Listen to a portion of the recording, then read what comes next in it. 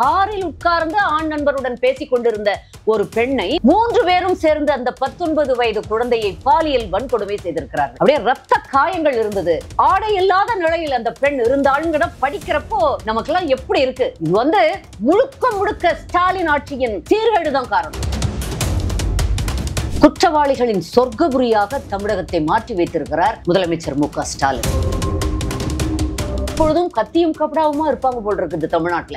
குடிக்கிறது மட்டுமல்ல, வன்முறையில் இறங்குவதற்கென்றே தயாராக ஒரு கூட்டம் இந்த திமுக ஆட்சியில் இருக்கிறதுங்கிறது ரொம்ப பயமா இருக்கு. கோயம்புத்தூர்ல கல்லூரி மாணவர்கள் கிட்ட அதிக அளவுல அவங்க போதை யூஸ் பண்றாங்க. கோயம்புத்தூர்ல மட்டுமல்ல, தமிழ்நாடு முழுக்க பரவலாக விழுப்புரம் மாவட்டத்துல இன்டீரியர் வில்லேஜஸ், சும்மா சின்ன சின்ன கிராமங்கள், அங்கெல்லாம் பேச போயிருந்தப்போ அங்க சொல்றாங்க சர்வ சாதாரணமா எங்க ஊர்ல கிடைக்குதுமா. இந்த ட்ரக் மாஃபியா கூட உறவு வச்சிட்டு இருக்கிற ஸ்டாலின் அரசாங்கத்தை உண்மையில நம்ம என்ன பண்ணலாம்? பதவியில் நீடிக்க முற்றிலும் தகுதி இல்லாதவர் முதலமைச்சர் ஸ்டாலின், அவருடைய திமுக அரசு.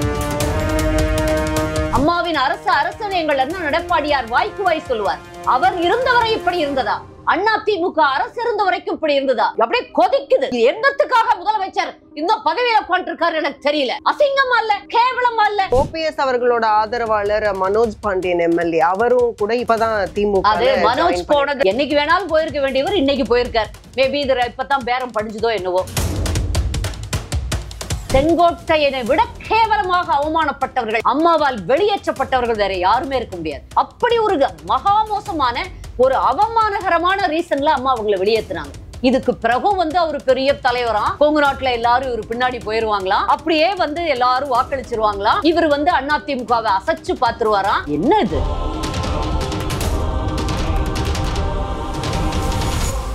நிம்மதி ப்ராப்பர்ட்டி மேனேஜ்மெண்ட். கான்டாக்ட் 7667008888. ரகரம் வாய்ஸ் நேயர்களுக்கு வணக்கம். இன்றைக்கு நேர்காணல்ல நம்ம கூட இணைஞ்சிருக்காங்க அதிமுகவின் செய்தி தொடர்பாளர் கலைமாமணி நிர்மலா பெரியசாமி மேம். வணக்கம். வணக்கம் தமிழ்.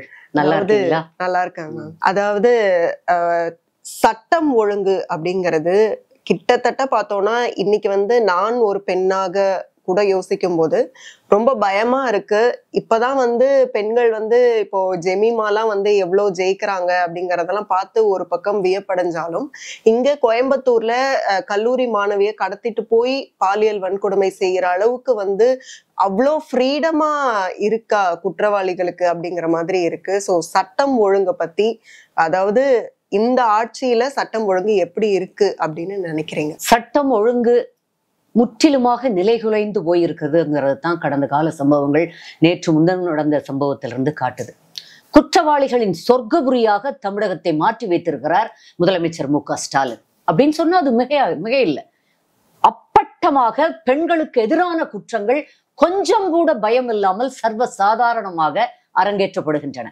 வீட்டுல இருக்க வன்கொடுமையா இருக்கட்டும், வீட்டுக்குள்ள இருக்கக்கூடிய கொடுமைகள் பெண்களுக்கு உள்ளதாக இருக்கட்டும், இல்ல வெளியில போயிட்டு வந்தாலே ஆபத்துங்கிற மாதிரி பெண்ணை பெற்றவர்கள் எல்லாம் பதைத்து இருக்கக்கூடிய நிலைமையில இன்னைக்கு தமிழகத்தை ஒரு மோசமான ஒரு சீர்குலை, எல்லா தரப்பிலும் சீர்குலைந்த ஒரு மாநிலமாக, குறிப்பாக சட்டம் ஒழுங்கில் மிக மிக மோசமான ஒரு மாநிலமாக திமுக அரசு, முதல்வர் ஸ்டாலின் உடைய அரசு மாற்றி வைத்திருக்கிறது.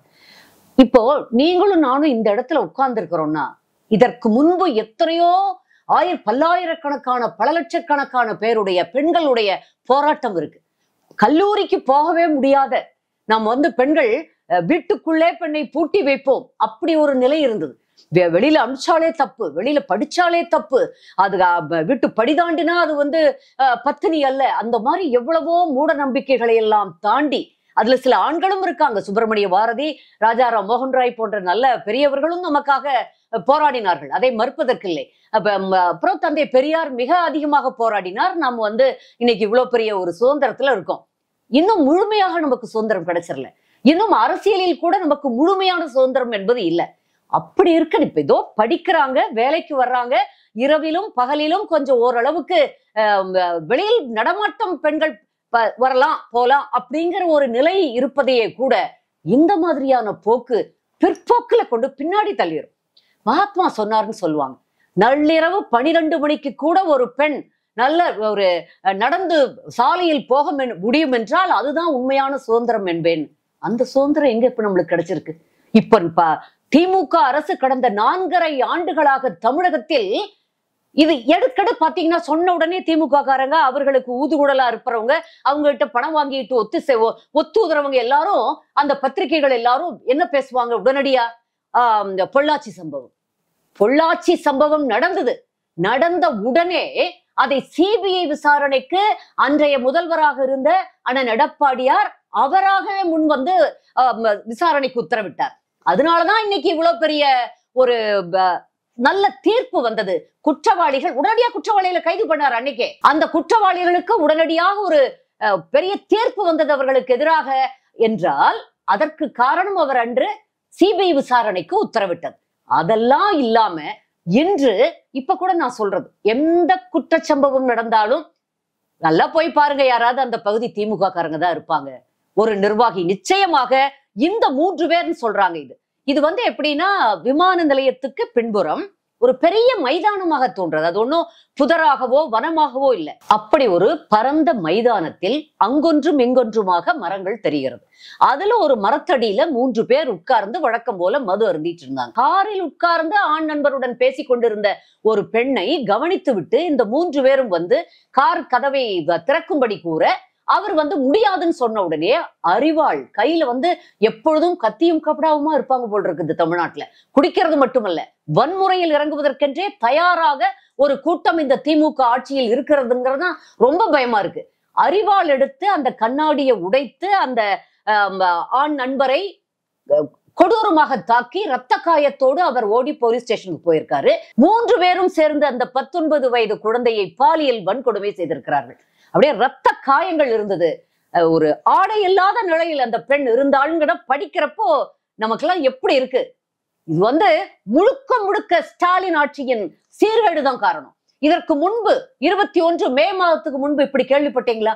போதை மருந்து கலாச்சாரம் அவ்வளவு மோசம். இதுக்கு ஒரு அடிப்படை காரணம் பாத்தீங்கன்னா அந்த கோயம்புத்தூர்ல கல்லூரி மாணவர்கள் கிட்ட வந்து அதிக அளவுல வந்து அவங்க வந்து போதை யூஸ் பண்றாங்க, போதை மருந்துகள் யூஸ் பண்றாங்க அப்படின்னு காவல்துறையே வந்து நிறைய கேசஸ் வருதுன்னு சொல்ற அளவுக்கு இருக்கு. அப்படிங்கும் போது அப்போ வந்து இன்னும் சீரியஸான ஆக்ஷன் இல்ல. அத பாத்தீங்கன்னா கோயம்புத்தூர்ல மட்டுமல்ல, தமிழ்நாடு முழுக்க பரவலாக. நான் சென்ற இன்டர்வியூல கூட சொன்னேன், ஒரு விழுப்புரம் மாவட்டத்துல இன்டீரியர் வில்லேஜஸ், சும்மா சின்ன சின்ன கிராமங்கள், அங்கெல்லாம் பேச போயிருந்தப்போ அங்க வந்து சொல்றாங்க சர்வ சாதாரணமா எங்க ஊர்ல கிடைக்குதுங்கம்மான்னு. அத காலையில வருவாங்களாம் 2 வீலர்ல, சைக்கிள்லயோ 2 வீலர்லயோ வந்துட்டு அப்படியே வந்து சப்ளை பண்ணி போயிட்டே இருக்காங்களாம். இந்த பசங்க பள்ளிக்கூடத்தில் படிக்கக்கூடிய பையன்கள், சிறு வயது பையன்கள் எல்லாம் அதை வாங்குறாங்க, வாங்கிட்டு யூஸ் பண்றாங்கன்னு சொல்றாங்க. அப்படி இருக்கும் பொழுது கோயம்புத்தூர் நிறைய கல்லூரிகள், நிறைய வளர்ந்த பிள்ளைகள் தான், வளர்ந்த குழந்தைகள் தான் நான் சொல்லுவேன். ஒரு கிட்டத்தட்ட எல்லாரும் டீனேஜ்ல இருக்கிறவங்க தான். அவங்க இது என்னன்னே தெரியாம போய் அதுக்குள்ள விழுந்துடுறாங்க. இதுக்கு முக்கியமான காரணம் பழக்கங்கள் இவ்வளவு மோசமானதுக்கு காரணம் அவைலபிலிட்டி. ஈஸியா கிடைக்குது. இவங்கதான் சர்வதேச கடத்தல் மன்னன் கூட உறவோட இருக்காங்களே. ஒரு வார்த்தை இது வரைக்கும் சிஎம் இது வந்து ஒரு வார்த்தை சொன்னார், ஏதோ போதை மருந்துக்கு ஆளாகாதீர்கள் ஏதோ ஒரு போயிட்டு போகுதுன்னு கொஞ்ச நாளைக்கு முன்னாடி ஒரு அறிக்கை.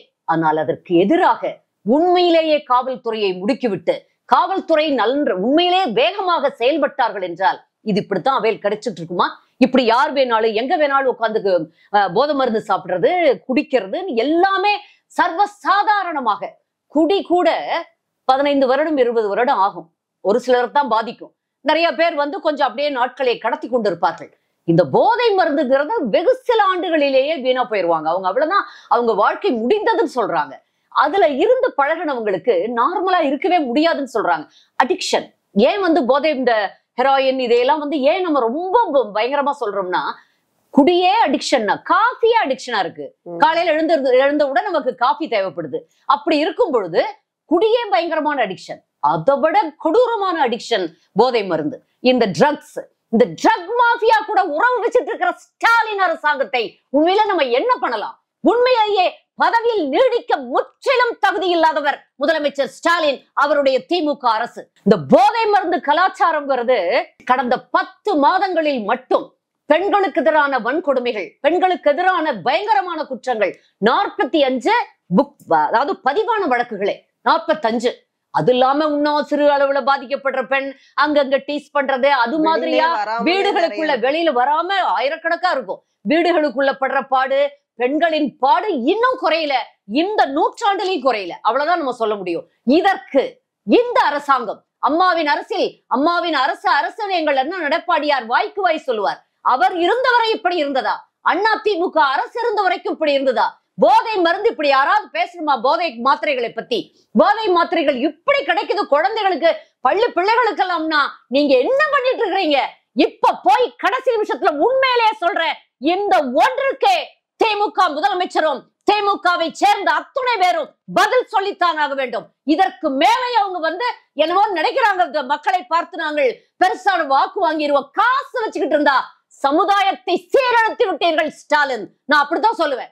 சமுதாயம், என்னுடைய வளரும் இளம் தலைமுறை, தமிழ் பரம்பரை, தமிழ் சமுதாயம் வீணா போகுது. உங்களுக்கு அதை பத்தி கவலை இருக்காது. உங்களுக்கும் தமிழிடத்துக்கும் சம்பாதிக்கிறதுக்கு ஒண்ணுக்குதான், பதவிக்கு ஒண்ணுக்குதான் இந்த தமிழ் சமூகம் வேணும். ஆனா எங்களுக்கெல்லாம் எங்கள் சமூகம் நன்றாக இருக்க வேண்டும். அதற்குத்தான் சொல்கிறோம், பச்சை தமிழர் எடப்பாடியார் ஆட்சிக்கு வரணும்னு சொல்லி அப்படியே கொதிக்குது. என்னத்துக்காக முதலமைச்சர் இந்த பதவியில உட்காந்துருக்காரு எனக்கு தெரியல. அசிங்கமா இல்ல, கேவலமா இல்ல? நேருடைய ஊழல், இப்போ ஒரு ஊழல் அப்படியே கைப்புண்ணுக்கு கண்ணாடி எதற்கும்பாங்க, அப்படி அப்பட்டமாக மாட்டி இருக்கிறார்கள். அமலாக்கத்துறை கண்டுபிடித்திருக்கிறது. அவருடைய தம்பிகள் 2 பேர், எல்லாருக்கும் இப்படித்தானே, எல்லாரும் அங்கங்க தம்பிகள், அண்ணன்கள், அவர்கள் இவர்கள்னு அவங்க தானே மீடியேட்டரா இருப்பாங்க. மணிவண்ணன், ரவிச்சந்திரன் 2 பேர், அவங்க பேர் தான் வருது. இப்ப என்னவோ இன்னைக்கு காலையில ஒரு பத்திரிகையில அதை இன்னும் மடை மாற்றி விட்டாங்க. வேற ஒருத்தர் உறவினரா, தம்பிகள் கூட இல்லையா, குடும்ப உறவினர்கள் இல்லையா. நான் இன்னைக்கு காலையில ஒரு பத்திரிகையில படிச்சேன். அநியாயத்துக்கு பத்திரிகை சுதந்திரம் என்பதற்கும் ஒரு எல்லை கோடு வேண்டும் என்று தோன்றுகிறது. வர வர நான் ஊடகத்தை சேர்ந்தவள், ஊடகத்தில் இருக்கிறேங்கிறதையே பெருமையா ரொம்ப அதை ஒரு பிரைடோட சொல்லிக் கொள்ளக்கூடிய ஆள். ஆனா இன்னைக்கு சமீப காலமாக ஊடகங்கள் நடந்து கொள்ளும் போக்கு, இன்னைக்கு ஒருத்தர் ஒன்ன பேசுறாங்க, ஒரு கட்சியை சப்போர்ட் ஆதரவு கொடுக்குறாங்க, பாத்தீங்கன்னா அடுத்த வாரமே வேற மாதிரி பேசுறாங்க. ஆளுங்கட்சி அது வரைக்கும் அவங்க ஒரு மகா மோசமானவர்களாக, அயோக்கியர்களாக இருந்த கூட்டம் எல்லாம் இன்னைக்கு அவங்களுக்கு ரொம்ப மனித புனிதர்கள் ஆகுறாங்க. எப்படி ஒரு வாரத்துக்குள்ள எல்லாம் அங்க எதுவுமே மாறல, இதை விட மோசமாயிக்கிட்டு தான் இருக்கு. ஆளுங்கட்சிக்கு இப்படி ஒரு பெரிய கூட்டத்தை காசை இறைத்தால் அப்படியே பொறுக்கி கொண்டு, நான் அப்படித்தான் சொல்லுவேன், டக்கு டக்கு டக்குன்னு காசை எடுத்துக்கொண்டு அப்படியே பிரமாதமாக வெளியில் பேசக்கூடியவர்களைத்தான் நம்ம பாக்குறோம். யாரையுமே நம்ம உண்மையா அப்பா இன்னைக்கு நல்லா பேசுறாரே நினைச்சா அவ்வளவுதான், கரெக்டா சொல்றாரு, அவ்வளவுதான். பாத்தீங்கன்னா அடுத்த வரவே வேற மாதிரி பேசுறாங்க. ஒரு நிலைப்பாடு, நாக்கு நரம்பில்லாததான். அதுக்காக இப்படியா? நீ காலையில ஒரு பத்திரிகையில படிச்சேன். என்ன டைட்டில் தெரியுமா? தெற்கே குடிபறிக்கும் ஓபிஎஸ், கொங்கில் குண்டு போடும் செங்ஸ், டெல்டாவை உல்டாவாக்கும் டிடிவி. இதுல என்ன ஒரு பெரிய நம்மளுக்கு ஆத்திரமா இருக்கு அப்படின்னா, தெற்கே குடிபறிச்சா இவரே ஜெயிக்க முடியல. தெற்குல குடிபறிக்கிற அளவுக்கு ஓபிஎஸ்க்கு ஒரு பெரிய செல்வாக்கு இருக்கிறது. அவர்கள் சமூகத்தினர் அவ்வளவு பேரும் அவர் பின்னாடி இருப்பாங்கன்னா, அப்படி இருந்தா கூட ராமநாதபுரத்துல மட்டும்தான் அதிகம். இது அப்படியெல்லாம் எல்லாரும் மக்கள் உணர்ச்சி வசப்பட்டு வாக்களிச்சிட மாட்டாங்க. எது தமிழ்நாட்டுக்கு நல்லதுன்னு பார்த்துதான் வாக்களிக்கணுமே தவிர, இரட்டை இலையை தவிர தமிழ்நாட்டுக்கு நன்மை பயக்கக்கூடிய சின்னம் வேறு எதுவுமே இல்லைங்கிறது அறிந்த மக்கள், தென் மாவட்டத்து மக்கள். அவங்க எல்லாரும் ஓபிஎஸ் எவ்வளவு தூரம் அவரை ஒண்ணு யாரும் கழுத்து பிடிச்சு தள்ளல, யாரும் அவரா போனாரு. அவரே ஒரு நிலைப்பாட்டுல இல்ல. அவரை எல்லாம் ஒரு மரபர்னு, ஒரு முக்களத்து சொந்தம்னு சொல்லிக்கிறதே அவமானம் என்ன கேட்டா. அப்படி ஒரு பல்டி, அப்படி ஒரு தினகரன் ஆவாதும் பாரு. அப்புறம் பார்த்தா தினகரன் கூடயே போய் ரகசியமா யாருக்கும் தெரியாம உறவு வச்சுக்கிட்டு இருப்பாரு. இப்போ எல்லாம் கேட்கிறோம். தென் மாவட்டத்து மக்களுக்கு உண்மையிலேயே ஒரு உங்கள் மேல் அன்புள்ள ஒரு சகோதரியா நான் சொல்லிக்க ஆசைப்படுறேன் இந்த இன்டர்வியூ மூலமா. சசிகலாமாவையும் தினகரனையும் அவங்க குடும்பத்தாரையும் அறவே சேர்த்தக்கூடாது. அவர்கள் அத்துணை பேரையும் கூண்டோடு குடும்பத்துடன் வெளியேற்றினால்தான் நான் மறுபடியும் இணைவேன்னு கண்டிஷன் போட்டது யார்? ஓபிஎஸ் தானே, வேற யார் போட்டா? யாராவது இங்க இபிஎஸ் இல்ல மற்ற அவரை சேர்ந்தவர்களோ மற்ற நிர்வாகிகளோ போட்டாங்களா? அப்படி ஒரு நிபந்தனையை விதித்து அவர்களை அத்துணை பேரையும் வெளியே அனுப்பியதற்கு காரணமானவர் ஓபிஎஸ் இல்லையா? டிடிவி நீங்க வேற கட்சி ஆரம்பிச்சுட்டு போயிட்டீங்க. உங்களுக்கு என்ன இப்ப அதிமுகல இதெல்லாம் அப்புறம் பாத்தீங்கன்னா செங்ஸ், இவங்க எல்லாம் அன்போடு கூப்பிடக்கூடிய செங்ஸ், செங்கோட்டையன் விலப்போகாத சரக்குங்க, உள்ளூர்லயே விலப்போகாத சரக்கு. போய் மாவட்டத்துக்கு 10 பேரை கலெக்ட் பண்ணுவாராம், எல்லாத்தையும் ஒன்றிணைப்பாராம், மாநாடு போடுவாங்க. சுற்றுப்பயணத்துக்கும் மாநாட்டுக்கும் ஆளுங்கட்சி காசு கொடுக்கும். செங்கோட்டையன் அவர்களை பொறுத்த வரைக்கும் என்னன்னா, அவர் 1972ல இருந்தே தொடர்ச்சியாக நிறைய முறை ஜெயிச்சவர், எம்எல்ஏவாக இருந்தவர். அப்படிங்கும் போது அவர் சொல்ற ஒரு விஷயம் என்னன்னா, தொண்டர்களோட மனநிலையை தான் நான் பிரதிபலிக்கிறேன். எந்த தொண்டர் அவங்க கிட்ட சொன்னாராம்? எந்த தொண்டர் அவருக்கு என்ன, அவருக்கு தொண்டர்களுடைய மனநிலையை பிரதிபலிச்சா அதிமுகவுக்கு இரட்டை இலைக்கு எதிராக இருக்க மாட்டார். நீங்களே சொன்ன அந்த பாயிண்ட்டுக்கு வர்றேன். இவங்க எல்லாரும் நான் சீனியர், நான் 30 வருஷம் இருந்தேன்னு ஒரு சசிகலா அம்மா பெருமை அடிச்சுக்கிறாங்க. இவங்க 30 வருஷமா அம்மா கூட இருந்தேன்னு. இவர் 1972 இருந்து நான் இருக்கிறேங்கிறார். ஓபிஎஸ் நீண்ட காலமா நிறைய பதவிகளை அனுபவிச்சவர். அவர் புராசனத்துல இருந்திருந்தாலும் அவர் நிறைய பதவிகளை அனுபவிச்சு. நான் தான் சொல்றேன், இவங்கள் அத்துணை பேரும் அம்மாவுடன் இருந்ததால் மிகப்பெரிய வசதி வாய்ப்புகளை, பெரிய அதிகாரத்தை அனுபவித்தவர் சசிகலா அம்மையாரும் அவருடைய குடும்பத்தாரும். டிடிவியும் தனிப்பட்ட முறையில் ஏதாவது இந்த கட்சிக்கு அவர்களுடைய பங்களிப்பு இருக்கா? இப்ப நான் குறைந்தபட்சம் நாங்க பேசுற அளவுக்காவது அவங்க பேசியிருக்காங்களா? பெரிதாக அதாவது ஆரம்ப கட்டத்திலிருந்து இந்த தினகரனுடைய பங்களிப்பு இந்த கட்சிக்கு என்ன? அவருடைய சின்னம்மா அம்மா கூட இருந்தனால எம்பி ஆனார். ஆனா அடுத்த தடவை அவர் நல்லா எம்பியா செயல்பட்டு இருந்தா அடுத்த தடவை கொடுத்துருப்பாங்கல்ல அம்மா. அதுக்கப்புறம் அவருக்கு பதவி கொடுக்கல. அதற்கு பிறகு ஆர்கே நகர்ல அம்மா இறந்ததற்கு பிறகுதான் அவர் நின்னார். அப்ப ஜெயிச்சதாவது உருப்படியா ஜெயிச்சாரா? 20 ரூபாய் நோட்டை கொடுத்து, உலகத்திலேயே யாரும் இந்த மாதிரி ஒரு அக்கிரமமா பண்ணிருக்க மாட்டாங்க.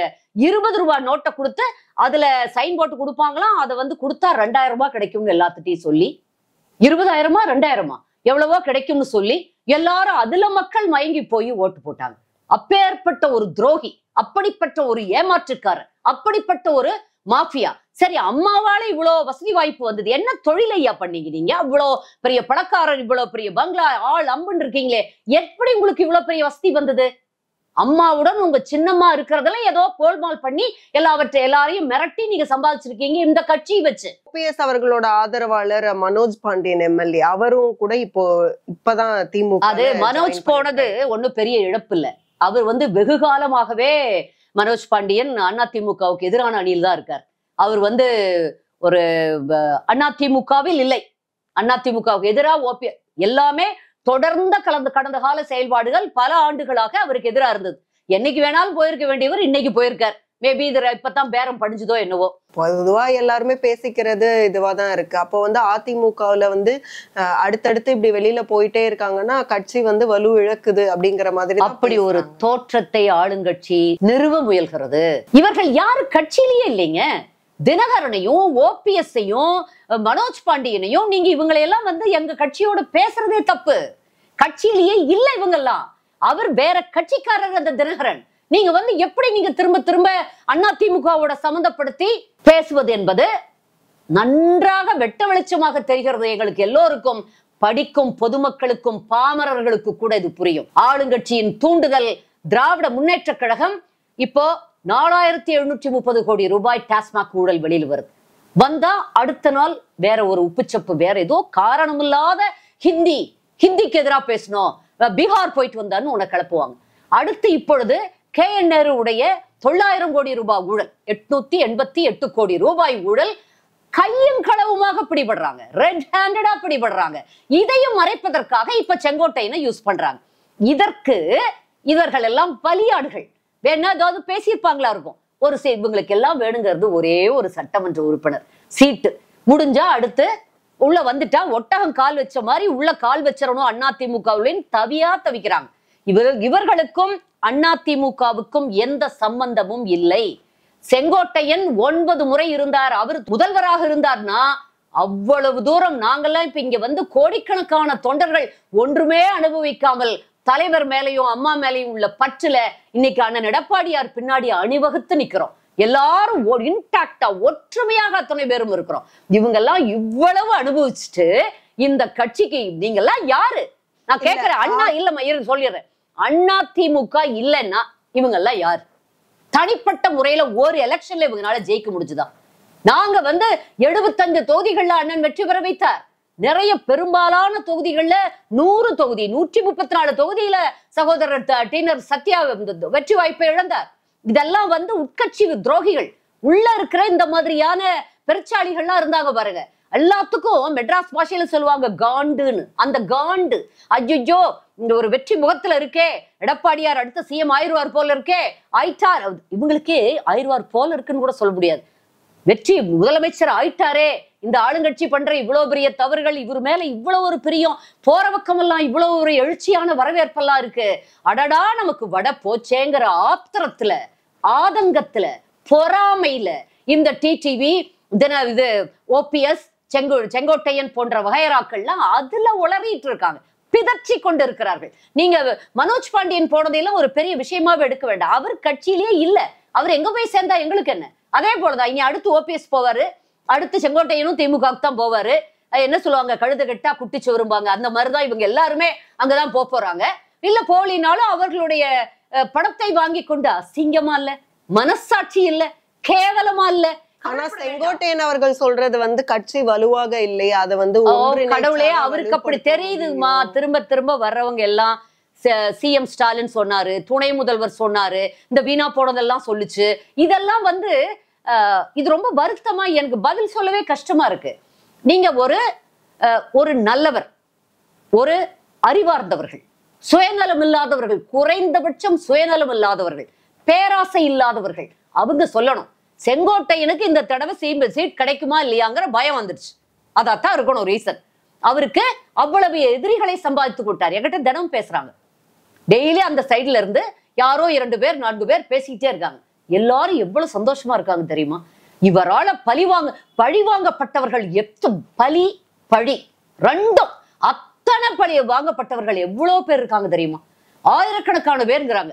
சொல்றாரு ஒரு சகோதரர் நேத்து, அக்கா இவரால பழிவாங்கப்பட்டவங்க பலியாக்கப்பட்டவங்க மட்டும் சேர்ந்து ஓட்டு போட்டாலே கோபி தொகுதியில யார் நிக்கிறாங்களோ அவங்க ஜெயிச்சிருவாங்க.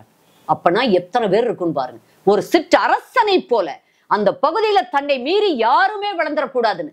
அப்படியாவது அம்மாவுக்கு பயண விவரங்கள், பயண திட்டங்கள் போடுவாருன்னு சொல்றாங்க. அதுல அவர் கொஞ்சம் கெட்டிக்காரரா இருந்திருக்கலாம், இல்லைன்னா அம்மா போய் பயன்படுத்தி இருக்க மாட்டாங்க.